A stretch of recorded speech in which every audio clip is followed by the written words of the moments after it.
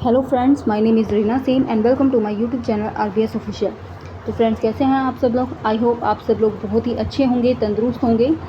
तो जैसे कि आप लोग जानते हैं कि मैंने आप लोगों के लिए हिंदी साहित्य की सीरीज़ स्टार्ट की हुई है, जिसमें मैंने आपको आदिकाल, भक्तिकाल, रीतिकाल करवा दिया है और जो आधुनिक काल है उसमें भारतेंदु युग और द्वितीय युग करवा दिया है। ठीक है, जिसने भी वीडियोज़ नहीं देखी हैं जाके देख लीजिएगा, प्लेलिस्ट बनी हुई है और बहुत ही ज़्यादा इम्पोर्टेंट है, हर एग्ज़ाम में काम आने वाली हैं जो कि स्पेशल हिंदी की तैयारी करता है। ठीक है, आज हम करेंगे छायावाद युग। ठीक है, तो ये जो है ये वीडियो है, ये इसमें क्वेश्चन आंसर भी दिए होते हैं और साथ में उनकी एक्सप्लेनेशन भी दी होती है। तो आपको ये करने ज़रूरी होते हैं, क्योंकि इससे क्या होता है, जिन्होंने कुछ भी नहीं पढ़ा होता ना, तो उनकी बहुत अच्छी तैयारी हो जाती है। ठीक है, तो चलिए स्टार्ट करते हैं। छायावाद युग, देखिए क्वेश्चन नंबर 1, छायावाद शब्द का सर्वप्रथम प्रयोग किस आलोचक ने किया था? मुकुटधर पांडेय, आचार्य रामचंद्र शुक्ल, हजारी प्रसाद द्विवेदी, नामवर सिंह। तो ऑप्शन नंबर कौन सा हो जाएगा? ए हो जाएगा, जो कि है मुकुटधर पांडेय। चलिए इसकी एक्सप्लेनेशन देखते हैं। छायावाद शब्द का सर्वप्रथम प्रयोग मुकुटधर पांडेय ने किया। छायावाद सिद्ध करने में पंडित मुकुटधर पांडेय जी हैं, जो उनको क्या हुआ कि भाई उनके श्री शारदा में प्रकाशित लेखमाला की अहम भूमिका रही। पंडित मुकुटधर पांडेय की सरस्वती में प्रकाशित कविता कुकुरी के प्रति को प्रथम छायावादी कविता माना गया एवं समस्त हिंदी साहित्य जगत ने इसे स्वीकार भी किया। तो अगर आपसे पूछा जाए कि भाई जो छायावाद की प्रथम कविता कौन सी है, तो वो है कुकुरी के प्रति। और ये किसके द्वारा लिखी गई है? ये लिखी गई है पंडित मुकुटधर पांडेय जी के द्वारा। ठीक है, और ये किस में थी? ये उनकी सरस्वती में प्रकाशित थी। ठीक है, इसमें छायावाद के सभी तत्व समाहित थे। अब देखो 1916 में इनकी पहली कविता संग्रह पूजा के फूल 1916 में इनका प्रकाशन हुआ। इनकी प्रमुख कृतियां हैं शैलबाला 1916, लक्ष्मा 1917, परिश्रम 1917, हृदयदान 1918 और मामा 1918। तो ये सारी क्या हैं? इनकी रचनाएं हैं। ठीक है, चलिए आगे। छायावाद का सबसे पहले प्रयोग किसने किया था? शब्द का सबसे पहले प्रयोग। तो देखो रामविलास शर्मा नहीं है, नामवर सिंह नहीं है, जयशंकर प्रसाद नहीं है, अभी अभी हम पढ़ के आए हैं मुकुटधर पांडेय। ठीक है, नेक्स्ट क्वेश्चन देखो। नेक्स्ट क्वेश्चन क्या कहा गया है कि छायावाद युग के प्रवर्तक किसे कहा जाता है? अजय शंकर प्रसाद, सुमित्रा नंदन पंत, महादेव वर्मा, सूर्यकांत त्रिपाठी निराला। तो ऑप्शन नंबर कौन सा राइट हो जाएगा? ए राइट हो जाएगा, जय शंकर प्रसाद। चलिए इसके बारे में एक्सप्लेनेशन पढ़ते हैं। तो देखो क्या कहा गया है कि भाई जो छायावाद है, छायावाद के प्रवर्तक के संबंध में एक लंबा विवाद है। डॉक्टर गंगा प्रसाद पांडेय निराला जी की जूही की कली 1916 के साथ इस युग के प्रवर्तक महाराणा निराला को महाप्राण निराला को मानते हैं। तो क्या कहा गया है कि भाई जो डॉक्टर गंगा प्रसाद है ना, वो क्या मानते हैं कि भाई उन्होंने जब जूही की कली लिखी और उसको प्रकाशित किया 1916 के अंदर, तो ये क्या है, इसी को ही वो क्या मानते हैं कि भाई ये क्या है, छाया प्रवर्तक। ठीक है, तो छायावाद का प्रवर्तक मानते हैं। लेकिन क्या कहा गया है कि छायावाद का जो काल है वो कब से कब तक था? 1918 से 38 तक था। तो अधिकतर विद्वान प्रसाद की झरना, यानी कि हमारा जो जयशंकर प्रसाद हैं, उनकी जो झरना नामक कविता है या उनकी रचना है, जो कि 1918 में प्रकाशित हुई, इससे इस युग की शुरुआत मानते हैं। देखो एक चीज़ देखो, जो श्री गंगा प्रसाद थे ना, डॉक्टर गंगा प्रसाद, वो एक ही ऐसे व्यक्ति थे जो कि निराला जी की जूही की कली के द्वारा उनको इस युग का प्रवर्तक मानते हैं। लेकिन अधिकतर विद्वान जो जिसकी सर्वसम्मति होती है ना, तो उसमें क्या है, प्रसाद की झरना के लिए इस युग को शुरुआत मानते हैं और इसीलिए छायावाद का प्रवर्तक मानते हैं। ठीक है, तो चूंकि इस युग में प्रसाद का आगमन पहले हुआ और छायावाद की भी यहीं से शुरुआत मानी जाती है, अतः जयशंकर प्रसाद को छायावाद का प्रवर्तक माना जा सकता है। ठीक है, तो अगर आपसे पूछा जाए कि छायावाद के प्रवर्तक कौन है, तो आप जयशंकर प्रसाद टिक करके आओगे। ठीक है, चलिए क्वेश्चन नंबर 4, ये क्या कहता है कि छायावाद की पहली रचना मानी जाती है? पल्लव, लहर, कामायनी, झरना। तो कौन सी है भाई पहली रचना मानी जाती है? झरना। और कब प्रकाशित हुई थी? 1918 में। तो आपको याद रखनी है। ठीक है, चलिए नेक्स्ट क्वेश्चन पे चलते हैं। नेक्स्ट क्वेश्चन क्या है कि भाई आधुनिक काल की किस काव्य धारा में रहस्यवाद की भावना पाई जाती है? तो रहस्यवाद की भावना पाई जाती है हमारे छायावाद में। रहस्यवाद आ जाए तो आपको छायावाद टिक करके आना है। ठीक है, चलिए इसके बारे में पढ़ते हैं कि आधुनिक काल की छायावाद काव्यधारा में रहस्यवाद की भावना पाई जाती है। छायावाद दो अर्थों में प्रयुक्त किया गया, रहस्यवाद के अर्थ में और दूसरा है शैली विशेष या पत्ति विशेष के अर्थ के व्यापक अर्थ में। ठीक है, तो एक रहस्यवाद और एक पद्धति विशेष के व्यापक अर्थ में आपको याद रखना है। अन्य महत्वपूर्ण तथ्य क्या है इसके कि 1916 के आसपास हिंदी में कल्पनापूर्ण, स्वच्छंदता और भावुकता की एक लहर उमड़ी। ठीक है, भाव, भाषा, शैली, छंद, अलंकार सभी दृष्टियों से पुरानी कविता के से इसका कोई मेल न था। आलोचकों ने इसे छायावादी कविता का नाम दिया। ठीक है, चलिए नेक्स्ट क्वेश्चन पे चलते हैं कि छायावाद की निम्नलिखित विशेषताएं हो सकती हैं।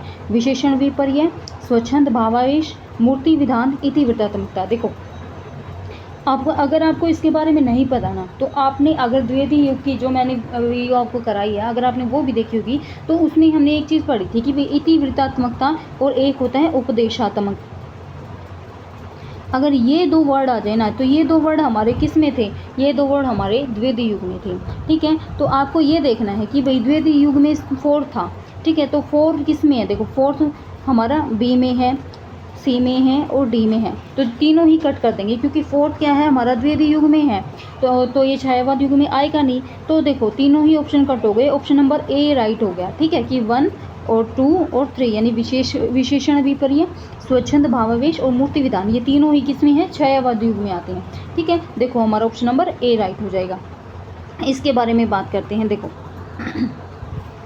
छायावाद के अर्थ निर्धारण के संबंध में आचार्य रामचंद्र शुक्ल ने सीमित अर्थ में एक शैली विशेष माना है, जिसमें लाक्षणिकता, मूर्तिमता, प्रतीक विधान, विरोध चमत्कार, विशेषण विपर्य, मानवीकरण और अंत्योक्ति विधान आदि पर बल रहता है।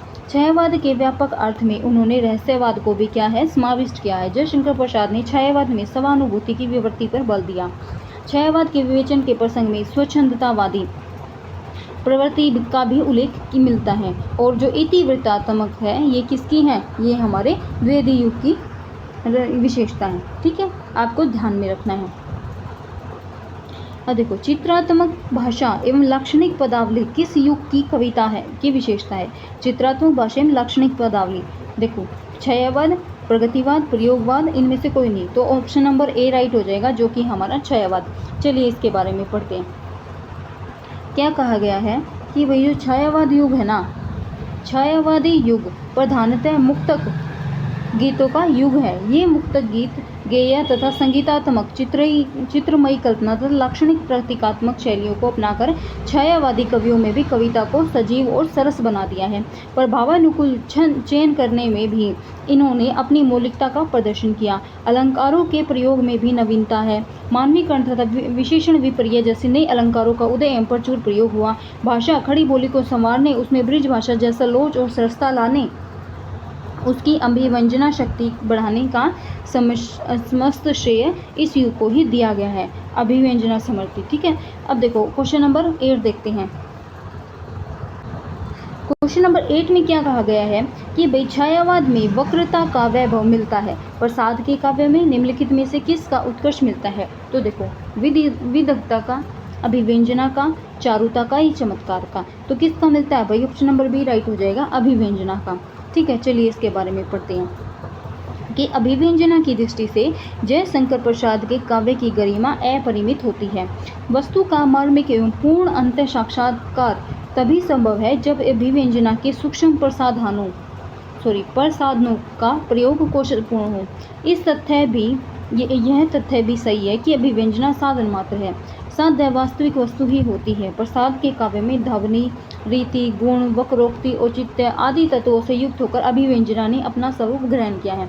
आंसू में प्रसाद की अंतर्भावनाओं की जैसी अभिव्यक्ति हुई है, वैसी अन्यत्र विरल है। अब देखो जो आंसू है बहुत इंपॉर्टेंट रचना है, और ये किसकी है, हमारे जयशंकर प्रसाद की है। और एक और इनकी रचनाएं हैं जो कि है कमायनी। ठीक है, देखो कमायनी में एक प्रौढ़ विद्वता झलकती है। अमूर्त भावों को मूर्त रूप में दिखाने में प्रसाद की कला अतुलनीय रही है। प्रसाद की लाक्षणिकता बेजोड़ है। प्रसाद की कविताएं माधुर्य रस से भरी हुई हैं। परंपरा से कटकर, हटकर और ऊपर उठकर प्रसाद ने अपनी कविता की भावभूमि का निर्माण किया है। तो चलिए नेक्स्ट क्वेश्चन पे चलते हैं। नेक्स्ट क्वेश्चन क्या कहा गया है कि आधुनिक काल के तीसरे उत्थान की प्रमुख साहित्यिक प्रवृत्ति है। प्रगतिवाद, हालावाद, प्रयोगवाद, छायावाद, तो ऑप्शन नंबर डी राइट हो जाएगा, जो कि है छायावाद। चलिए इसके बारे में पढ़ते हैं। क्या कहा गया है कि आचार्य रामचंद्र शुक्ल ने आधुनिक काल को 2 खंडों में विभाजित किया है। आधुनिक काल को 2 खंडों में विभाजित किया, कौन कौन से हैं? एक है गद्य खंड और एक है काव्य खंड। ठीक है, दोनों खंडों को 2-2 प्रकरणों में बांटा गया है। गद्य के पहले प्रकरण में ब्रिज भाषा गद्य और खड़ी बोली, ठीक है, और गद्य का विवेचन तथा दूसरे प्रकरण में देखो पहले गद्य का जो पहला प्रकरण है उसमें तो ब्रिज भाषा गद्य, खड़ी बोली और गद्य का विवेचन, ठीक है, और दूसरा जो प्रकरण है इसमें क्या है? गद्य साहित्य का आविर्भाव विश्लेषित है। ठीक है, अब काव्य खंड को भी 2 प्रकरण हैं। काव्य खंड के 2 प्रकरण कौन से हैं? पुरानी काव्य धारा और नई काव्य धारा। नई काव्य धारा के 3 उत्थान हैं, प्रथम, द्वितीय और तृतीय। काव्य खंड के दूसरे प्रकरण के तृतीय उत्थान को काव्य में छायावाद के नाम से अभिहित किया गया है, तो आपने याद रखना है। अब देखो क्वेश्चन नंबर 10, इन्होंने क्या कहा है कि जयशंकर प्रसाद की कामायनी की भाषा कौन सी है? सदुकड़ी, अवधी, ब्रिज भाषा या खड़ी बोली? तो हमारा ऑप्शन नंबर डी राइट हो जाएगा, जो कि है खड़ी बोली। देखो जयशंकर प्रसाद की कामायनी की भाषा खड़ी बोली है, ठीक है, तो इनकी भाषा कौन सी है? कामायनी की आपसे पूछा जाएगा तो खड़ी बोली है। खड़ी बोली का यह अद्वितीय महाकाव्य मनु और श्रद्धा को आधार बनाकर रचित मानवता को विजयनी बनाने का संदेश देता है। यह रूपक का कथा काव्य भी है। उनकी यह कृति छायावाद और खड़ी बोली की काव्य गरिमा का ज्वलंत उदाहरण है।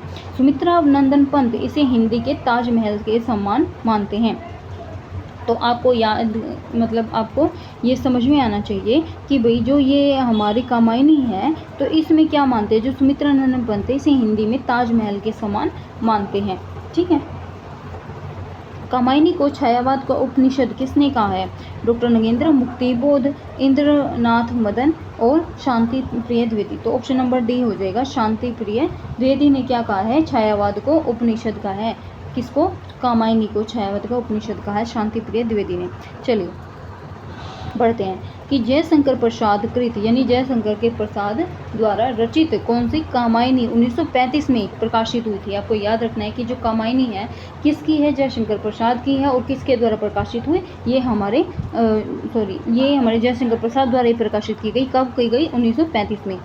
छायावादी शैली का प्रथम महाकाव्य है, तो ये क्या है? छायावादी शैली का प्रथम महाकाव्य कौन सा है? कामायनी है, 1935 में प्रकाशित। शांति प्रिय द्विवेदी ने कामायनी को छायावाद का उपनिषद कहा है, तो आपने याद रखना है किसने कहा है? शांति प्रिय द्विवेदी ने। शांति प्रिय द्विवेदी ने 27 कृतियाँ लिखी हैं। कितनी? 27, जिनमें प्रमुख है परिचय, नीरव, हिमानी, हमारे साहित्य निर्माता, युग और साहित्य, सामयिकी, धरातल, जीवन यात्रा, परिवारजक की प्रजा, व्रत और विकास, कवि और काव्य, परिक्रमा, चित्र और चिंतन एवं स्मृतियाँ और कृतियाँ।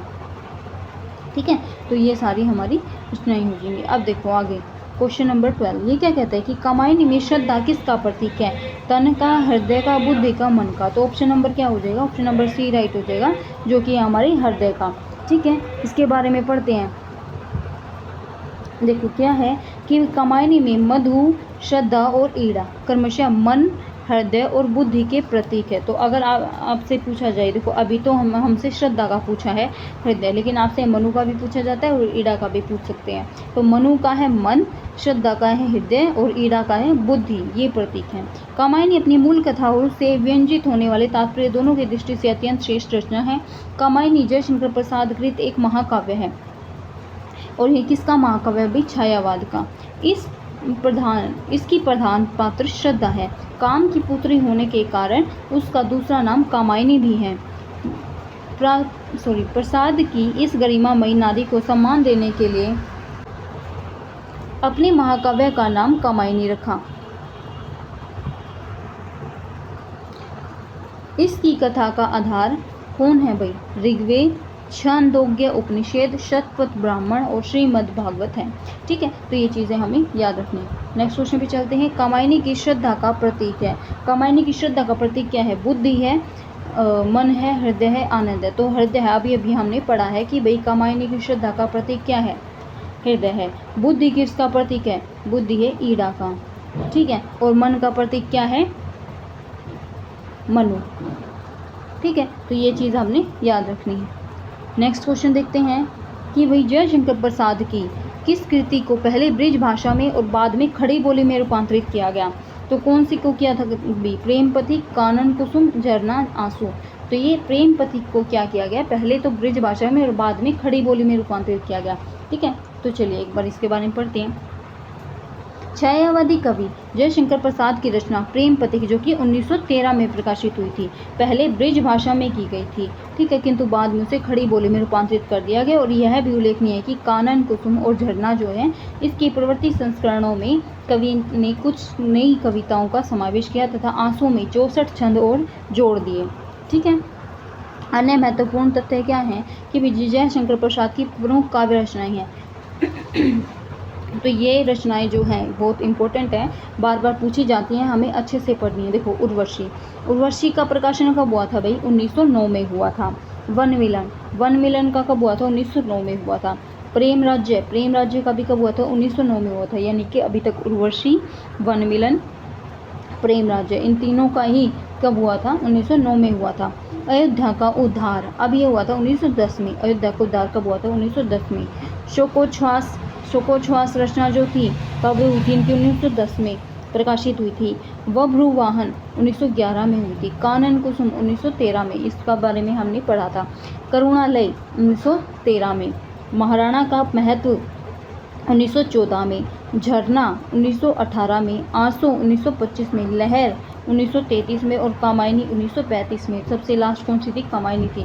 तो इस प्रकार से इनकी प्रमुख काव्य रचनाएं हैं। ठीक है, नेक्स्ट क्वेश्चन पे चलते हैं। नेक्स्ट क्वेश्चन क्या है? आंसू। देखो क्या कहा गया? आंसू है मुक्तक काव्य संकलन, तुकांत काव्य, प्रबंध काव्य, इनमें से कोई नहीं। चलिए इसके बारे में, ऑप्शन नंबर डी हो जाएगा, इनमें से कोई नहीं। कि भाई ना तो ये मुक्तक काव्य संकलन है, ना प्रबंध काव्य, ना तुकांत काव्य। तो हमारा ऑप्शन नंबर डी हो जाएगा। देखो क्या कहा गया है कि आंसू जो है एक विरह काव्य है। ठीक है, तो आपको याद रखना है आंसू क्या है? एक विरह काव्य है, जिसमें प्रेमी की अतीत की मादक स्मृतियों की याद में अपनी आंतरिक ज्वाला, विषाद और वेदना का इजहार है। स्मृति के रूप में प्राय 3 वस्तुओं का उल्लेख हुआ है: प्रिय के शारीरिक सौंदर्य और परिभुकुंभ की मदिरा तथा निश्वास मलय के झोंके का। ठीक है, आगे बढ़ते हैं। जयशंकर प्रसाद की कृतियाँ किस विकल्प में हैं? तो निर्जा, संदेह गीत, स्मृति की रेखाएं, पथ के साथी, झरना, लहर, ध्रुवस्वामिनी, स्कंदगुप्त, परिमल गीतिका, प्रबंध, पदम तुलसीदास और पल्लव गुंजयनी, युगवाणी, ग्राम्या। तो जयशंकर प्रसाद की को देखो, अभी हम पढ़ के आए हैं। देखो, झरना है, लहर है, ध्रुव स्वामिनी नहीं है, स्कंदगुप्त भी हमने नहीं पढ़ा है। ठीक है, तो देखो आगे, यही है भाई, ऑप्शन नंबर बी है। ये भी है कि भाई जो ध्रुव स्वामिनी है और स्कंदगुप्त है, ये भी क्या है? हमारे जयशंकर प्रसाद की हैं। ठीक है, तो एक बार देख लेते हैं कि भाई क्या कहा गया है कि विकल्प बी में प्रस्तुत कृतियाँ जयशंकर प्रसाद की हैं। विकल्प ए की कृतियाँ महादेवी वर्मा की हैं। विकल्प सी की कृतियाँ सूर्यकांत त्रिपाठी निराला जी की हैं। और विकल्प डी की कृतियाँ जो हैं सुमित्रानंद पंत की हैं। ठीक है, तो आप लोग याद कर रख सकते हैं। देखो फ्रेंड, इसमें है ना, इसमें नहीं दे रखा है तो आप इसमें ऐड कर सकते हो जो भी नोट्स बना रहे हैं कि भाई इसमें जो हमने झरना तो थी, आंसू भी थी, लहर भी थी, लेकिन उसमें 2 और थी। एक तो थी स्कंदगुप्त। ठीक है, तो ये रचना जो थी स्कंदगुप्त वाली भी, ये किसकी थी? हमारी जयशंकर प्रसाद की थी। और एक और रचना थी जिसका नाम था ध्रुव स्वामिनी। ठीक है, तो ये भी हमारी किसकी है? ये भी हमारी जयशंकर प्रसाद की है। तो आप इसको ऐड कर सकते हैं इन दोनों को।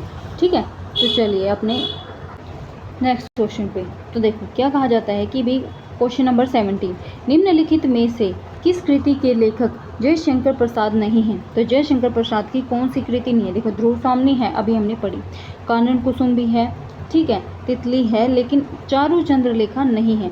देखो ये कुछ ऐसी रचनाएं हैं भाई जो इनकी ज़्यादा फेमस नहीं थी, तो इसीलिए इसमें नहीं दिया गया है। लेकिन आपको याद रखना है कि तितली, ध्रुव स्वामिनी और कानन कुसुम ये किसके है? जयशंकर प्रसाद के है। ऑप्शन नंबर सी जो है चारू चंद्रलेखा जो है जयशंकर प्रसाद की नहीं है। ठीक है, देखो चारू चंद्रलेख के लेखक जयशंकर प्रसाद नहीं बल्कि हजारी प्रसाद द्विवेदी हैं। तो चारू चंद्र लेखा किसके द्वारा लिखी गई है भाई? ये लिखी गई है हजारी प्रसाद द्विवेदी के द्वारा। हजारी प्रसाद द्विवेदी की प्रमुख रचनाएं हैं, जैसे देखो बाण भट्ट की आत्मकथा, पुनर्नवा, अनामदास का पोथा, कुटिज, विचार प्रवाह, अशोक के फूल, कल्पलता, आलोक पर्व, विचार वितर्क इत्यादि, ये सारे किसके हैं? हजारी प्रसाद द्विवेदी जी की। कानन कुसुम, ध्रुव स्वामी और तितली किसके हैं? जयशंकर प्रसाद की रचनाएं हैं। अन्य महत्वपूर्ण तथ्य क्या है कि भाई कबीर नामक कृति पर हजारी प्रसाद द्विवेदी को मंगला प्रसाद पारितोषिक प्राप्त हुआ। साहित्यिक समिति इंदौर ने हजारी प्रसाद द्विवेदी को सूर साहित्य पर स्वर्ण पदक से सम्मानित किया और विश्व भारती का संपादन भी इन्होंने ही किया। तो देखो निम्नलिखित में से कौन सी कृति जयशंकर प्रसाद की नहीं है? कानन कुसुम है, झरना है, कामायनी है, दीप शिखा नहीं है भाई। ठीक है, तो दीप शिखा इनके नहीं है तो किसकी है? आइए पढ़ते हैं। दीप शिखा जयशंकर प्रसाद की कृति नहीं है बल्कि महादेवी वर्मा की है। तो दीप शिखा किसकी है? महादेवी वर्मा की है। ठीक है, जयशंकर प्रसाद की रचनाएं कानन कुसुम, वन मिलन, प्रेमाश्रय, प्रेम पथिक, रघुवंश कमाल, छोटा जादूगर, आंधी, अघोरी, मोह, अपराधी, इंद्रजाल, पुरस्कार, गुंडा, आकाशद्वीप आदि। यानी कि देखो इसमें कई सारी अलग लिख दी। तो इन्होंने है ना, ये कवि जो होते थे इन्होंने बहुत सारी रचनाएं लिखी थी। ठीक है, जिनका हमें पता भी नहीं है वो रचनाएं भी लिखी थी, लेकिन क्या है जो इनकी थोड़ी सी ज़्यादा फेमस हुई हैं तो उनके बारे में ही बात की जा रही है। ठीक है, तो वरना अलग अलग इन्होंने बहुत सारी रचनाएँ लिखी हैं। अब देखो क्वेश्चन नंबर 19, निम्न में से कौन सी रचनाएं महादेवी वर्मा की नहीं है?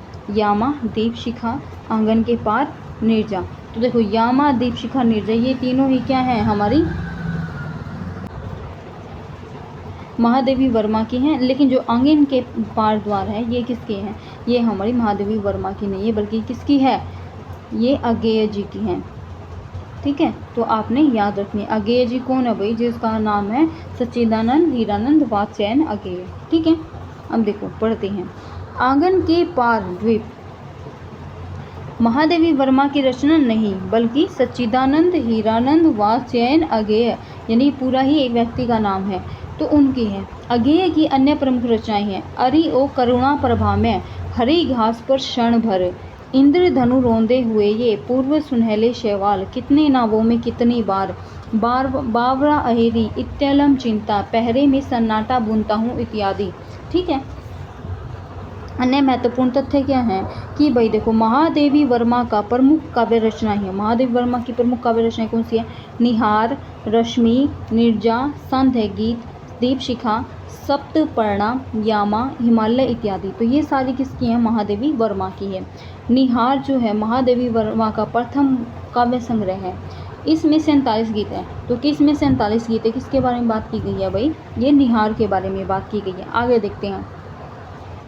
प्रसाद पंत निराला, जयशंकर प्रसाद, सुमित्रानंदन पंत, सूर्यकांत त्रिपाठी निराला तथा महादेवी वर्मा छायावाद युग के इन चार महान कवियों को बृहद चतुष्टयी के नाम से जाना जाता है। तो आपको ये याद रखना है कि भाई चार कवि ऐसे कौन हैं जिनको क्या है? बृहद चतुष्टयी के नाम से जाना जाता है। तो कौन से है? देखो जयशंकर प्रसाद है, सूर्यकांत त्रिपाठी निराला है और सुमित्रानंदन पंत है और महादेवी वर्मा है। तो इन सबको ही क्या कहा जाता है? बृहद चतुष्टयी नाम से जाना जाता है। महादेवी वर्मा को भारत सरकार ने पद्म भूषण अलंकार से सम्मानित किया। इनकी रचनाएं सर्वप्रथम जो चांद है पत्रिका में प्रकाशित हुई। काव्यात्मक प्रतिभा के लिए इन्हें से केसरिया और मंगला प्रसाद का क्या मिला है? पुरस्कारों से सम्मानित किया है। महादेवी वर्मा को ज्ञानपीठ पुरस्कार एवं भारत भारती पुरस्कार से भी सम्मानित किया गया है। महादेवी वर्मा का जन्म 1907 में हुआ था। इनकी मृत्यु 1987 में हुई थी। तो इनका जो जन्म है वो फर्रुखाबाद जो कि उत्तर प्रदेश में हुआ था। ये आरंभ में ब्रिज भाषा में कविता लिखती हैं, बाद में ये खड़ी बोली में लिखने लगी। ये एक कुशल चित्रकार भी थी। ठीक है, चलिए आगे बढ़ते हैं। निहार की रचना किसने लिखी थी? अभी ने पढ़े। निहार किसने लिखी थी? महादेवी वर्मा जी ने जो है इनकी रचना रची थी। चलिए आगे। महादेवी वर्मा का प्रथम काव्य कौन सा है भाई? प्रथम काव्य जो है इनका निहार है। ठीक है, सप्तरणा किसकी कृति है? ये भी हमारी किसकी है? ये हमारी महादेवी वर्मा जी की है। ठीक है, अब देखो आगे। कौन सा कवि छायावादी नहीं है? देखो कौन सा नहीं है? ये पंथ है हमारे, ठीक है। जो हमारे सुमित्रानंदन पंथ है वो छायावादी हैं, निराला जी भी हैं, प्रसाद जी भी, लेकिन जयसी जो है ये नहीं है, ठीक है। और जयसी ने कौन सी कविता लिखी थी? पद्मावत लिखी थी, तो जयसी नहीं है, ठीक है। उसके बाद जो छायावाद के जयसी किसके हैं भाई? जयसी आपको मिल जाएंगे भक्ति काल के अंदर, ठीक है। तो आप इस चीज़ को भी याद रखिएगा कि जयसी जो है भक्ति काल के अंदर मिल जाएंगे। उसके बाद देखो, छायावाद के प्रमुख कवियों में किसने गीतों की मधुर वेदना की मर्म अभिव्यक्ति अधिक है? प्रसाद, पंत, महादेवी, निराला। तो ऑप्शन नंबर सी हो जाएगा, निराला जी। देखिए इनके बारे में पढ़ते हैं। छायावाद के प्रमुख कवियों में महादेवी वर्मा के गीतों में मधुर संवेदना के मर्म अभिव्यक्ति अधिक है।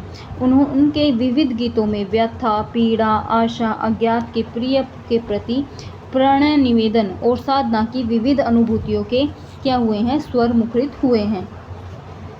उन्होंने अनुभूति को विचार से समन्वित करने का प्रयास किया।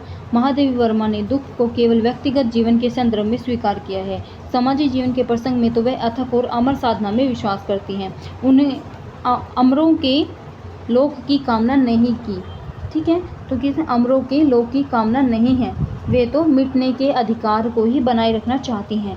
अपनी पीड़ा का वर्णन उन्होंने इस शब्दों में वर्णन किया है कि अमरता उसमें मनती है, अमरता उसमें मनाती है मरण त्योहार, ठीक है। अब देखो क्वेश्चन नंबर 25 क्या कहता है कि भाई केवल सूक्ष्मगत सौंदर्य सत्ता का राग कहकर छायावाद का किसने विरोध किया है? आचार्य रामचंद्र शुक्ल, महादेवी वर्मा, जो सुमित्रानंद पंत, अगेय। तो ऑप्शन नंबर बी राइट हो जाएगा, महादेवी वर्मा। क्या कहा है? केवल सूक्ष्मगत सौंदर्य का राग कहकर छायावाद का किसने विरोध किया है? तो ये महादेवी वर्मा ने किया है। चलिए इसके बारे में पढ़ते हैं। छायावादी समीक्षा का विवेचना करते हुए महादेवी वर्मा ने कहा है कि छायावाद स्थूल की प्रतिक्रिया में उत्पन्न हुआ था। छायावाद ने कोई रूढ़िगत, अध्यात्म तथा वर्गगत सिद्धांतों का संचयन न देकर हमें केवल समष्टिगत चेतना और सूक्ष्मगत सौंदर्य सत्ता की ओर जागरूक कर दिया था। इसी से उसे यथार्थ रूप से ग्रहण करना हमारे लिए कठिन हो गया। अतः स्पष्ट है कि महादेवी वर्मा ने केवल सूक्ष्मगत सौंदर्यता का जो क्या है राग कहकर छायावाद का विरोध किया, ठीक है। उसके बाद 26 ये क्या कहा कि मैं नीर भरी दुख की बदली, मैं नीर भरी दुख की बदली, यह कथन किसका है? तो ये महादेवी वर्मा, प्रसाद, निरपंत, निराला। तो ऑप्शन नंबर 1 राइट हो जाएगा, जो कि है हमारा महादेवी वर्मा। अब देखो इन्होंने क्या कहा है कि महादेवी वर्मा का दुखवाद किसी सीमा तक समाज कल्याण की भावना में संपृक्त है। वे जब अपने जीवन की तुलना नीर भरी दुख की बदली दीप शिखा से करते हैं, तो दीप शिखा की पंक्तियाँ ये तो उनसे करते हैं, तो वहाँ आध्यात्मिक साधना के साथ साथ लोक कल्याण की भावना भी विद्यमान रहती है।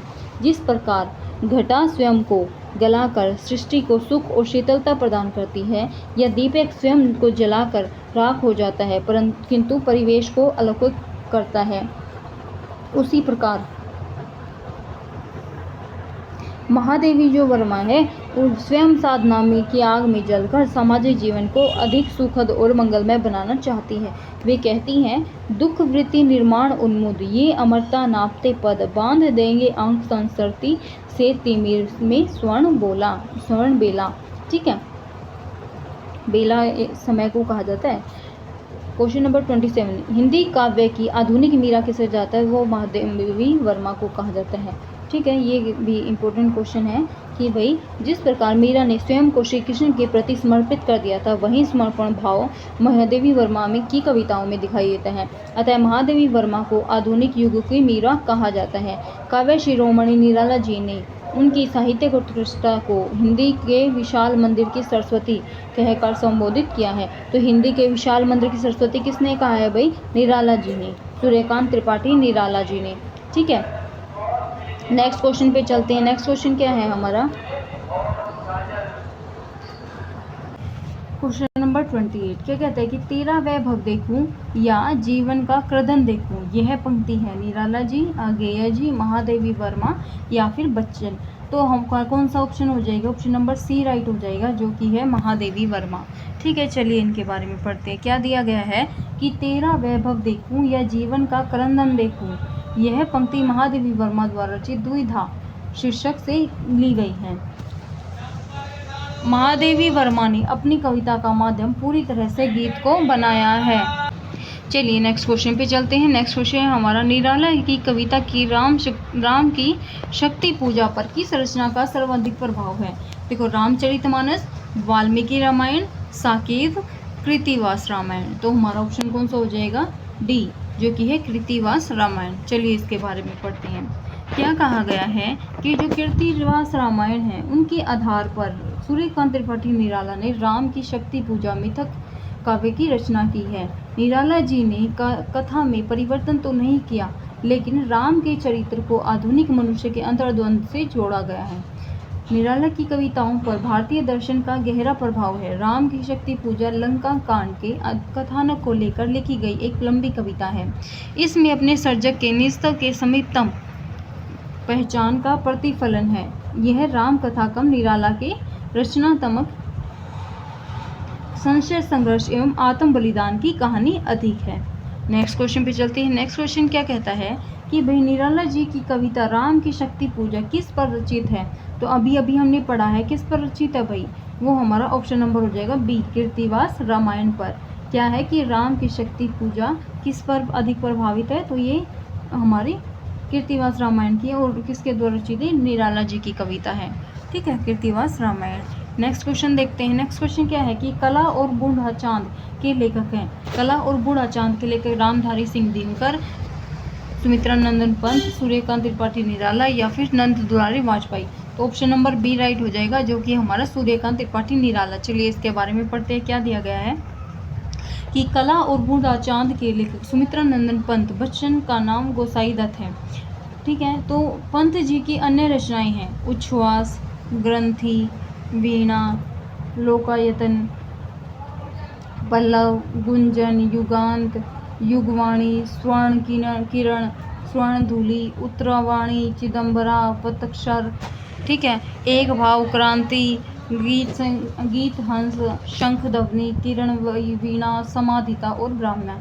ये सारी हैं। एक बार दोबारा से देखते हैं। उच्छ्वास, ग्रंथि, वीणा, लोकायतन, पल्लव, गुंजन, युगांत, युगवाणी, स्वर्ण किरण, स्वर्णधूलि, उत्तरावाणी, चिदंबरा, पतक्षर, एक भाव, क्रांति, गीत हंस, शंख ध्वनि, किरण, वीणा, समाधिता, ग्राम्य आदि। तो ये सारी हमारी किसकी रचनाएं हैं? ये सुमित्रा नंदन पंत की रचनाएं हैं। ठीक है, नेक्स्ट पे चलते हैं।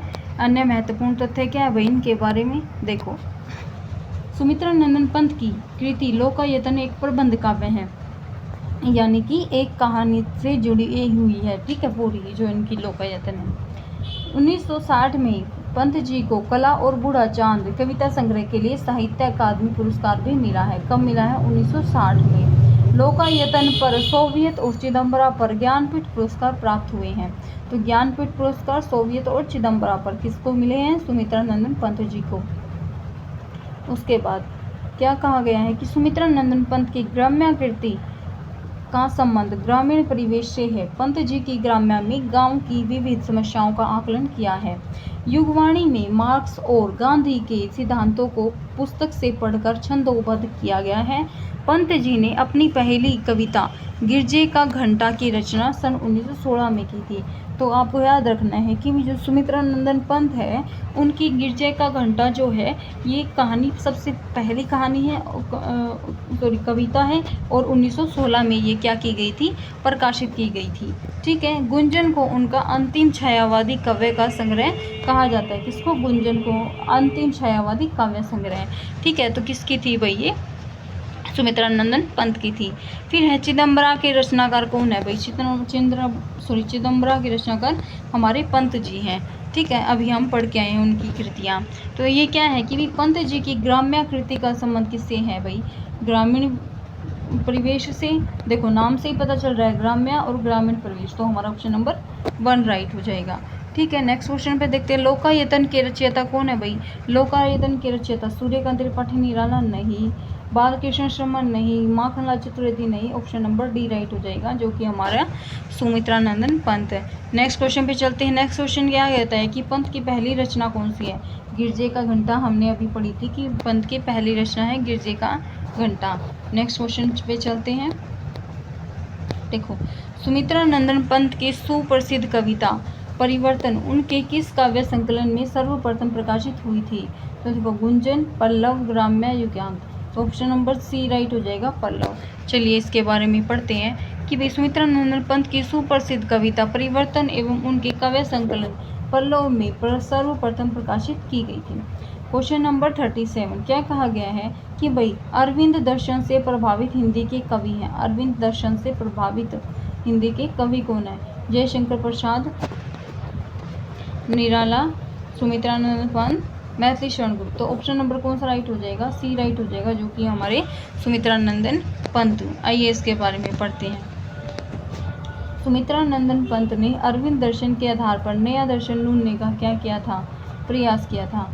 फिर भी उसकी रचनाओं में पर अरविंद दर्शन की गहरी छाप है। अरविंद दर्शन को अपनाकर पंत छायावाद से निकलने की चेष्टा करते हुए पुनः उसी क्षेत्र से प्रविष्ट हो जाते हैं। कला और बूढ़ा चांद, रश्मिबंध, गीत हंस, स्वर्णिम चक्र, समाधिता जैसी रचनाओं पर अरविंद की छाप स्पष्ट रूप से दिखाई पड़ती है। ठीक है, नेक्स्ट क्वेश्चन देखते हैं। नेक्स्ट क्वेश्चन क्या है कि भाई इनमें से कौन सा कवि अपने रचना काल के अंतिम दौर में प्रगतिवाद के भौतिक दर्शन के साथ साथ अरविंद दर्शन से प्रभावित हुआ है? जयशंकर प्रसाद, सुमित्रानंदन पंत, सूर्यकांत त्रिपाठी, निराला, रामधारी सिंह दिनकर। तो ऑप्शन नंबर कौन सा हो जाएगा? ऑप्शन नंबर बी राइट हो जाएगा, जो कि हमारा सुमित्रानंदन पंत। नेक्स्ट क्वेश्चन पे चलते हैं कि अपने काव्य जीवन के उत्तर में अरविंद दर्शन से प्रभावित कवि है। अरविंद दर्शन से अभी अभी हमने क्या पढ़ा है? ऑप्शन नंबर बी राइट हो जाएगा, सुमित्रानंदन पंत। देखो, नेक्स्ट क्वेश्चन है कि भाई डैश अरविंद दर्शन से बहुत ही प्रभावित थे। तो ये अरविंद दर्शन से कौन प्रभावित थे भाई? अरविंद दर्शन से प्रभावित थे सी, सुमित्रानंदन पंत। अभी ये दूसरी बार आ गया भाई क्वेश्चन, दूसरी या तीसरी बार। ठीक है, फिर देखो क्या है कि भाई कौन सा कथन असत्य है, हमें गलत बताना है। पंत को प्रकृति का सुकुमार कवि कहते हैं। पल्लव पंत की रचना है। लोकायतन जो है महाकाव्य की श्रेणी में आता है। पंत भारतेंदु युग के कवि है। देखो, हमारा यही क्वेश्चन गलत हो जाएगा, ऑप्शन नंबर डी जो है हमारे जो सुमित्रानंदन पंत है वो भारतेंदु युग के नहीं है। अभी हम कौन सा पढ़ रहे हैं? छायावाद युग पढ़ रहे हैं, तो ये छायावाद के युग के कवि है। तो ऑप्शन नंबर जो डी है यही गलत हो जाएगा। ठीक है, देखो क्या कहा गया इनके बारे में कि सुमित्रानंदन पंत भारतेंदु युग के नहीं बल्कि छायावाद युग के कवि हैं। इन्हें प्रकृति का सुकुमार कवि कहा जाता है। पंत काव्य में प्रकृति के मनोरम, मधुर और सरस चित्रण मिलता है। आंसू की बालिका, पर्वत प्रदेश में पावस आदि कविताओं में प्रकृति के मनोहर चित्र विद्यमान है, जिनमें कवि की जन्मभूमि के प्रकृति सौंदर्य का वैभव दिखाई देता है। इस आधार पर हम कह सकते हैं कि भाई पंत जी की प्रकृति के सुकुमार कवि हैं। ठीक है, अब देखो पल्लव जो है 1928 पंत जी की रचना मानी जाती है। 1928 में प्रकाशित हुई थी पल्लव। लोकायतन महाकाव्य की श्रेणी में माना जाता है।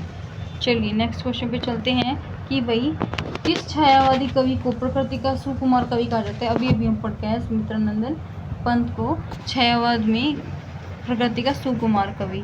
43 ये क्या कहते हैं कि निम्नलिखित में से कौन सी रचना महाकाव्य की नहीं है?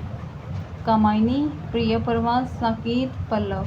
और तो ऑप्शन नंबर डी राइट हो जाएगा, पल्लव। नेक्स्ट क्वेश्चन पे चलते हैं कि भाई पल्लव महाकाव्य नहीं है, सॉरी क्वेश्चन कह रही हूँ, इसी के बारे में है एक्सप्लेनेशन। पल्लव महाकाव्य नहीं है, यह 1928 में रचित सुमित्रानंदन पंत का आरंभिक काव्य ग्रंथ है। कामायनी जो है जयशंकर प्रसाद द्वारा लिखा गया महाकाव्य। प्रिय प्रवास अयोध्या सिंह उपाध्याय हरियो द्वारा लिखा गया महाकाव्य तथा साकेत मैथिली शरण गुप्त का महाकाव्य है। ठीक है, चलिए नेक्स्ट क्वेश्चन पे चलते हैं कि हिंदी साहित्य में महाप्राण किस कवि के लिए प्रयुक्त होता है? तो महाप्राण किसके लिए प्रयुक्त होता है भाई? सूर्यकांत त्रिपाठी, निराला जी के लिए प्रयुक्त होता है। तो ऑप्शन नंबर बी राइट हो जाएगा। ठीक है, क्या कहा गया है कि भाई हिंदी साहित्य में महाप्राण सूर्यकांत त्रिपाठी, निराला के लिए प्रयुक्त होता है। निराला जी ने स्वच्छंदतावादी विचारधारा के साथ बड़ी प्रसिद्ध गद्य रचनाएं चतुर-चमार, बिल्ले सुर का बखरिया आदि प्रस्तुत की हैं। ठीक है, चलिए नेक्स्ट क्वेश्चन पे चलते हैं। अन्य महत्वपूर्ण रचना कौन सी है कि भाई निराला जी ने अपनी विवाहिता पुत्री के निधन से विक्षुब्ध होकर स्रोत समृद्धि की रचना की है। तो स्रोत समृद्धि की रचना कब की है? कि अपनी विवाहिता पुत्री के निधन से विक्षुब्ध होकर लिखी है स्रोत स्मृति। निराला जी की कलकत्ता में रामकृष्ण मिशन के पत्र समन्वय का संपादन भार भी संभाला। इसके बाद मतवाला के संपादक मंडल में भी सम्मिलित हुए।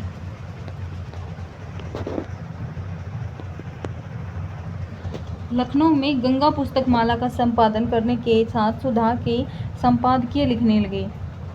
निराला जी की प्रमुख काव्य रचनाएं अनामिका 1923, परिमल 1930, गीतिका 1936, तुलसीदास 1938, ये सारे है ना इनकी प्रकाशित काल है। ठीक है, तो आपको ये ध्यान रखना है। कुकुरमुत्ता, अणिमा, नए पत्ते, बेला, अर्चना और आराधना, ये सारी इनकी रचनाएं किनकी? निराला जी की। ठीक है, परिमल में गीत भी हैं और मुक्तक छंद में मधुर भावी से अनुप्राणित प्रणय गीत भी हैं। गीतिका मुख्यतः श्रृंगारिक रचना है। इनकी रचना अत्यधिक समर्थ काव्य रचना, राम की शक्ति पूजा और शोक गीत स्रोत समृद्धि है। पंचवटी प्रसंग काव्य का सूर्यकांत त्रिपाठी निराला ने की है।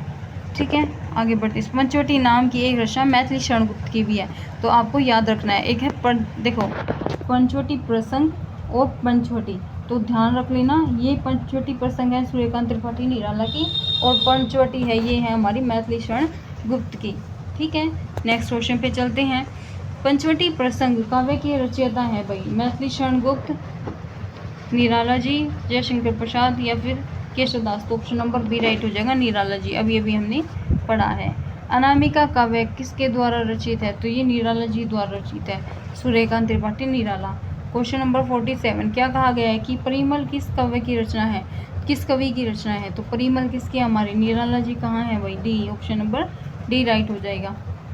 नेक्स्ट क्वेश्चन पे चलते हैं कि गीतिका के रचनाकार का नाम क्या है भाई? गीतिकार के रचनाकार का नाम है हमारा ऑप्शन नंबर सी राइट हो जाएगा। ठीक है, नेक्स्ट क्वेश्चन पे चलते हैं। निराला जी का जन्म कहाँ हुआ था भाई?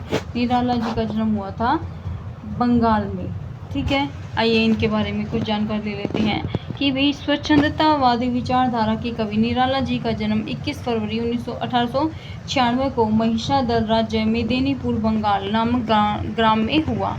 ठीक है, दोबारा से देख लो कि भाई 21 फरवरी को 1896 को महिषादल राज्य मेदिनीपुर बंगाल नामक गांव में हुआ था। यानी बंगाल में मेदिनीपुर गांव है और राज्य कौन सा है? महिषादल राज्य है, और उसमें मेदिनीपुर गांव है। तो वहाँ पे इनका क्या हुआ था? वहाँ पे इनका जन्म हुआ था। इनका पैतृक गृह है कौन सा है? उन्नाव जिले के गढ़कोला गांव में था, यानी कि जहाँ पे इनका पिता, इनके दादा की जो जमीन होती है वो थी। इनके पिता का नाम राम साहेब त्रिपाठी था और माता का नाम मनोहरा देवी था। 15 अक्टूबर 1961 को इलाहाबाद प्रयागराज में इनका निधन हो गया। ठीक है, तो ये चीज़ आपने याद रखनी है। क्वेश्चन नंबर 50 देखते हैं। देखो क्या कहा गया? साहित्य क्षेत्र में सर्वाधिक विरोध किसका हुआ है? प्रसाद, निराला, दिनकर, हरिओत। तो किसका हुआ है भाई? जो साहित्य क्षेत्र में सर्वाधिक विरोध भी निराला जी का हुआ है। ठीक है, देखो पढ़ते हैं इसके बारे में। निराला को केवल व्यक्ति के रूप में ही परिस्थितियों का तीव्र विरोध नहीं सहना पड़ा, बल्कि कवि के रूप में भी उनका प्रबल विरोध हुआ था। इसका प्रधान कारण तो उनकी मौलिकता है, जो कवि के दीप्त अहंकार की साहित्यिक अभिव्यक्ति है। इनकी सन 1916 में जूही की कली का प्रकाशन उस युग के साहित्य चेताओं के लिए एक चुनौती बनकर सामने आया। उसमें व्यक्त प्रणय, केली के चित्र और मुक्त छंद के शक्तिशाली शिल्प दोनों ही क्या हैं? तत्कालिक मान्यताओं से मेल नहीं खाते थे, किंतु निराला अपनी धुन के पक्के और पकड़ स्वभाव के व्यक्ति थे, इसलिए उन्होंने सबकी उपेक्षा की और उनके काव्य में आरंभ से ही विविधता के दर्शन होते हैं। क्वेश्चन नंबर 51, क्या कहा गया कि निम्न पंक्तियां किस प्रसिद्ध लंबी कविता से उद्धृत है? प्रतिपल परिवर्तित व्यूह, भेद कौशल समूह, राक्षस विरुद्ध प्रत्यूह, क्रुद्ध कपि विषम। तो राम की शक्ति पूजा, बादल राग, पिशोला की प्रतिध्वनि, शेर सिंह का शास्त्र समर्पण। तो कौन सा हो जाएगा भाई? ऑप्शन नंबर ए राइट हो जाएगा, जो कि हमारा क्या है? ऑप्शन नंबर ए, राम की शक्ति पूजा। तो आइए इनके बारे में पढ़ते हैं, ऐसे आपको ध्यान में नहीं आएगा। जब हम एक्सप्लेनेशन करते हैं ना तो चीज़ें हम आराम से कर लेते हैं। तो देखो क्या कहा गया है कि भाई उपयुक्त पंक्तियां जो निराला जी द्वारा रचित राम की शक्ति पूजा से अवतरित हैं। इसमें कवि ने राम रावण युद्ध का वर्णन करते हुए धर्म और अधर्म शाश्वत संघर्ष का चित्रण किया है। राम धर्म के प्रतीक है और रावण क्या है, अधर्म के प्रतीक है। राम की शक्ति पूजा की रचना कब हुई थी, 1936 में हुई थी। ठीक है, उसके बाद अन्य महत्वपूर्ण तथ्य क्या है कि निराला जी की लंबी रचना जो कविता है वो राम की शक्ति पूजा, सरोज, स्मृति, बादल राग, तुलसीदास और कुकुरमुक्ता है। निराला जी के उपन्यास अप्सरा, अलका, प्रभावती, निरुपमा, उच्च श्रृंखलता, काले कारनामे, पुराण कथा, महाभारत है। ठीक है, फिर है निराला जी के निबंध संग्रह, प्रबंध परिचय, प्रबंध प्रतिभा, बंग भाषा का उच्चारण, प्रबंध पद, प्रबंध प्रतिमा, चाबुक, चयन, संघर्ष आदि, ये सारे किसके, निराला जी के निबंध संग्रह हैं। फिर है निराला के अनुवाद। निराला के अनुवाद हैं आनंदमठ, विश्व विकर्ष, कृष्णकांत काविल, कपाल वुंडला, दुर्गेश नंदिनी, राज रानी, देवी चौधरानी, चंद्रशेखर रजनी, श्री राम कृष्ण वचनामृत और भारत के में विवेकानंद राजयोग। तो ये किसके, निराला जी की अनुवाद है। ठीक है, अब देखो निराला जी की प्रमुख कविताओं में कौन सी लंबी कविता नहीं है। भिक्षुक, सरोज, स्मृति, कुकुरमुक्ता, राम की शक्ति पूजा। तो ऑप्शन नंबर ए राइट हो जाएगा, भिक्षुक। ये लंबी कविताओं में नहीं है। नेक्स्ट क्वेश्चन क्या है कि निराला जी की बादल राग कविता का संबंध है छायावादी सौंदर्य, प्रयोगवादी, प्रगतिवादी चेतना और प्रकृति के सौंदर्य। तो ऑप्शन नंबर डी राइट हो जाएगा, प्रकृति के सौंदर्य। तो निराला जी की बादल राग कविता का संबंध है तो किससे है भाई, ये प्रकृति के सौंदर्य से है। चलिए इसके बारे में पढ़ते हैं। क्या दिया गया है कि निराला की बादल राग परिमल से अवतरित है। इनकी जो परिमल रचना है ना उसमें बादल राग की वर्णन किया गया है। ठीक है, यह वातावरण प्रधान रचना है। कवि ने इस कविता के माध्यम से प्रकृति के कठोर रूप का चित्रण किया है। इसमें मुख्यतः ध्वनि, नाद, रूपक के माध्यम से शुद्ध और विप्लव का रचनात्मक वातावरण तैयार किया। रचनात्मक की उसकी अंतर्दृष्टि है। विधवा, दीन और भिक्षुक में सहने के माध्यम से जिस करुणा का सर्जन किया गया वह बादल में गर्जन, तर्जन, विप्लव और प्रहार में बदल गई है। इस आधार पर निराला जी की बादल राग कविता का संबंध प्रकृति सौंदर्य से है। बादल राग के रचयिता कौन है, अभी हमने क्या पढ़ा है, निराला जी। तो ये बादल राग के रचयिता हैं।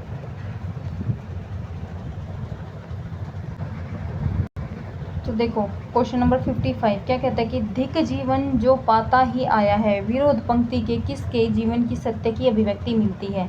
सूर्यकांत त्रिपाठी, निराला, हनुमान, लक्ष्मण, विभीषण। तो ऑप्शन नंबर ए राइट हो जाएगा, सूर्यकांत त्रिपाठी, निराला। ये देखो बिल्कुल ही अलग अलग दे दिए, इनमें और कवियों का नाम ही नहीं दिया तो हम वैसे भी आंसर लगा सकते थे। देखो क्या दिया गया है कि भाई धिक जीवन को जो पाता ही आया विरोध, धिक साधन जिसके लिए सदा ही किया शोध। उपयुक्त पंक्तियां सूर्यकांत त्रिपाठी निराला की कृति राम की शक्ति पूजा से ली गई हैं। इसमें मौजूद हताशा की, प्राज्य की, अकेले रह जाने की पीड़ा तथा निराशा का बोध कराती हैं। यहाँ निराला जी ने राम के नहीं बल्कि अपने अभावग्रस्त जीवन की भी गहरी गूंज को क्या करते हैं, वो प्रदर्शित करते हैं। नेक्स्ट क्वेश्चन पे चलते हैं। मुक्त छंद के प्रणेता हैं। मुक्त छंद के प्रणेता कौन है, निराला, नागार्जुन, जयशंकर प्रसाद, महादेवी वर्मा। तो ऑप्शन नंबर ए राइट हो जाएगा हमारी जो निराला जी। क्या कहा गया है कि भी जो मुक्त छंद के प्रणेता सूर्यकांत त्रिपाठी निराला जी हैं। निराला की कविता का समारंभ मुक्त वर्त से होता है। जूही की कली निराला के मतानुसार 1916 में उनकी पहली रचना है और यह मुक्त वृत्त में है। मुक्त वृत्त में छंदोबद्ध रचना के तुक, मात्रा आदि के अवरोधक तत्व निशेष हो जाते हैं। आगे क्या कहा गया कि निराला के जूही की कली उदाहरण है मात्रिक छंद का, मुक्तक छंद का, वाणिक का। अभी हमने क्या पढ़ा है, मुक्तक छंद का और मुक्त वृत्त छंद है ये। ठीक है, अब देखो क्या कहा गया है कि भाई रबड़ छंद या केचुआ छंद किस कवि की कविताओं को लक्ष्य मानकर कहा गया है। तो ये किसकी है भाई, निराला जी। निराला जी की कविताओं को क्या कहा गया है, रबड़ छंद या केचुआ छंद। और ये किसके ने कहा है, निराला जी। और ये किसके कहा गया है, ये मुक्त छंद को कहा गया है। तो मुक्तक छंद जो है ये हमारे क्या है, रबड़ छंद और केचवा छंद भी कहा जाता है। किसके अनुसार? निराला जी के अनुसार। देखो क्या कहा गया है कि जो रबड़ छंद और केचवा छंद है ये सूर्यकांत त्रिपाठी निराला की कविताओं को लक्ष्य करके कहा गया है। मुक्त छंद की स्वच्छंद प्रवृत्ति का परिहास करते हुए इसे रबड़ छंद, केचवा छंद या कंगारू छंद इत्यादि का भी नाम दिया गया। किसको दिया गया भाई? ये दिया गया आपके सूर्यकांत त्रिपाठी निराला को लक्ष्य मानकर कहा गया है। ठीक है, चलिए आगे बढ़ते हैं। एक मिनट आगे बढ़ते हैं। चलिए, अन्य महत्वपूर्ण तथ्य क्या है कि भाई सूर्यकांत त्रिपाठी निराला जी जो हैं और सुमित्रानंदन पंत है, इनको मुक्तक छंद में को हिंदी काव्य में संस्थापित करने का श्रेय कहा गया है। कि भाई जो मुक्तक छंद है, ठीक है, तो ये किसने स्थापित किया था? सूर्यकांत त्रिपाठी निराला ने और सुमित्रानंदन पंत ने। जयशंकर प्रसाद ने कुछ कविताएं मुक्तक छंद में रची, जैसे पेशोला की प्रतिध्वनि, परंतु व्यापक रूप से मुक्त छंद को स्वीकार न कर सके वो, और मुक्त को नहीं किया था उन्होंने, प्रबंध काव्य को स्वीकार किया। देखो निराला जी की अंतिम कविता है राम की शक्ति पूजा, तुलसीदास स्रोत स्मृति, पत्रोत्कंठ जीवन का विष बुझा हुआ है। तो ऑप्शन नंबर डी जो है ये उनकी अंतिम रचना थी। पत्रोत्कंठित जीवन का विष बुझा हुआ है, ये अंतिम रचना थी। सूर्यकांत त्रिपाठी निराला की अंतिम कविता है पत्रोत्कंठित जीवन का विष बुझा हुआ है। आकाश का प्रदीप जलता है हृदय कुंज में, अंधकार पथ एक रश्मि से सूझा हुआ है। तो हमारा कौन सा ऑप्शन? और दृढ़ निर्णय ध्रुव से जैसे नक्षत्र पुंज में, यह जो है 1961 में लिखी गई है। पत्रोत्कंठित में एक पंक्ति है, सिद्ध योगियों जैसे याद साधारण मानव तनाव ताक रहा, भीष्म शेरों के कठिन सेज पर। तो ये सारी हमारी किसकी हैं? सूर्यकांत त्रिपाठी निराला की है, जो कि अंतिम कविता है। नेक्स्ट है कि भाई प्रिय स्वतंत्र रव अमृत मंत्र नव, पंक्ति वाली कविता का संबंध है जयशंकर प्रसाद से, सुमित्रानंदन पंत से, भवानी प्रसाद मिश्र से, सूर्यकांत त्रिपाठी निराला से। तो ऑप्शन नंबर डी राइट हो जाएगा, सूर्यकांत त्रिपाठी निराला से। क्या कहा गया है कि भाई प्रिय स्वतंत्र रव अमृत मंत्र नव, पंक्ति वाली कविता का संबंध सूर्यकांत त्रिपाठी निराला से है। उनकी कविता छंद मुक्त के अंतर्गत वर दे शीर्षक के अंतर्गत प्रकाशित है। निराला जी ने काव्य, उपन्यास, कहानी, समालोचना, निबंध आदि लिखे हैं। क्वेश्चन नंबर 61 क्या कहा गया है कि निराला जी ने निम्नलिखित में निराला की व्यंग्य परक कविता कौन सी है? तुलसीदास, कुकुरमुत्ता, स्रोत स्मृति, तोड़ती पत्र। तो ऑप्शन नंबर बी राइट हो जाएगा, कुकुरमुत्ता। ये क्या है? निराला जी की व्यंग्य परक कविता है। देखो कुकुरमुत्ता सूर्यकांत त्रिपाठी निराला जो है 1941 द्वारा रचित व्यंग्य परक कविता है, जिसका मूल स्वर प्रगतिवादी है और इस निराला के काव्य संकलन में नए पत्ते में संकलित होते हैं। नेक्स्ट क्वेश्चन क्या है कि छायावाद को स्थूल के प्रति सूक्ष्म का विद्रोह किसने कहा है? तो ये किसने कहा है? भी डॉक्टर नगेंद्र जी ने। क्या कहा है कि स्थूल के प्रति सूक्ष्म का विद्रोह कहा है किसने? डॉक्टर नगेंद्र ने छायावाद को। कैसे कहा भी, क्यों कहा? देखो छायावाद को स्थूल के प्रति सूक्ष्म का विद्रोह डॉक्टर नगेंद्र जी ने कहा है। डॉक्टर नगेंद्र की प्रमुख कृतियां हैं रीति काव्य की भूमिका, भारतीय काव्य शास्त्र की भूमिका, रस सिद्धांत, अरस्तु का काव्य शास्त्र, काव्य में उदात्त तत्व, काव्य बिंब और नई समीक्षा आदि। ये किसकी रचनाएं हैं? ये सारी हमारी छायावाद की जो ये कृतियां हैं ना नगेंद्र की, डॉक्टर नगेंद्र की हैं ये सारी रचनाएं। अन्य महत्वपूर्ण तथ्य क्या है कि भाई महादेवी वर्मा के अनुसार छायावाद प्रकृति के बीच जीवन का उद्गीत है। डॉक्टर राम कुमार वर्मा के अनुसार आत्मा और परमात्मा का गुप्त वाक विलास रहस्यवाद हो और वही छायावाद है। शांति प्रिय द्विवेदी के अनुसार जिस प्रकार मैटर ऑफ फैक्ट यानी इतिवृत्तात्मक के आगे की चीज़ छायावाद है, तो उसी प्रकार छायावाद के आगे की चीज़ क्या है? रहस्यवाद है। ठीक है, छायावाद स्थूल के प्रति सूक्ष्म का विद्रोह है, यह कथन है नंद दुलारे वाजपेयी, डॉक्टर नगेंद्र, महादेवी वर्मा, डॉक्टर रामविलास वर्मा। तो अभी अभी हमने क्या पढ़ा था? डॉक्टर नगेंद्र जी ने कहा है स्थूल के प्रति सूक्ष्म का विद्रोह है। ठीक है, क्वेश्चन नंबर 64 क्या कहता है कि छायावाद को स्थूल के प्रति सूक्ष्म का विद्रोह किसने कहा है? सुमित्रानंदन पंत, रामचंद्र शुक्ल, डॉक्टर नगेंद्र और जयशंकर प्रसाद। तो हमारा ऑप्शन नंबर कौन सा हो जाएगा? डॉक्टर नगेंद्र। ये देखो 2-3 बार आया है, तो TGT 2011 में आया हुआ है। इनमें से उत्तर छायावाद का कवि नहीं है। नरेंद्र शर्मा, बच्चन, राम कुमार वर्मा, अंचल। तो ऑप्शन नंबर बी राइट हो जाएगा, राम कुमार वर्मा। चलिए इनके बारे में पढ़ते हैं। राम कुमार वर्मा उत्तर छायावादी कवि नहीं है। डॉक्टर राम कुमार वर्मा का नाम छायावाद के द्वितीय वर्ग के कवियों में सर्वाधिक उल्लेखनीय है। उनके रूप राशि, निशीथ, चित्ररेखा, आकाशगंगा आदि काव्य संग्रहों में छायावाद पद्धति का रचनाएं संकलित हैं। ठीक है, तो ये चीज़ आपने याद रखनी है। आइए इनके बारे में अन्य महत्वपूर्ण तथ्य पढ़ते हैं। क्या है कि भाई छायावाद के प्रथम वर्ग के कवियों में राम नरेश त्रिपाठी, नवीन माखनलाल चतुर्वेदी, भगवती चरण वर्मा आदि हैं। छायावाद के द्वितीय वर्ग के कवियों में डॉक्टर राम कुमार वर्मा, उदय शंकर भट्ट, मोहनलाल महतो, वियोगी लक्ष्मी नारायण मिश्र, जनार्दन प्रसाद झा, द्विज गोपाल सिंह नेपाली, केदारनाथ मिश्र प्रभात और RC प्रसाद सिंह हैं। तो ये सारे क्या हैं, हमारे छायावाद के कवि हैं। ठीक है, मतलब द्वितीय वर्ग की कवि है, प्रथम वर्ग के कवि ऊपर लिखे हुए हैं, ये जो आप देख सकते हैं। ठीक है, आगे आ जाता है अभी प्रगतिवाद करेंगे, जो हम कल करेंगे वही। ठीक है, तो अभी के लिए आज हम सिर्फ हमारा छायावाद युग करते हैं। प्रगतिवाद को है ना हम छायावादोत्तर युग भी कह सकते हैं। ठीक है, तो ये चीज़ आपने ध्यान रखनी है। ठीक है, तो भाई वीडियो कैसी लगी प्लीज़ कमेंट करके ज़रूर बताइएगा, और अगर अच्छी लगी है तो वीडियो को लाइक कीजिएगा, दोस्तों के पास शेयर कीजिएगा, और अगर आप ऐसे ही जो साहित्य की वीडियो चाहते हैं तो चैनल को सब्सक्राइब कर लीजिएगा। Thank you.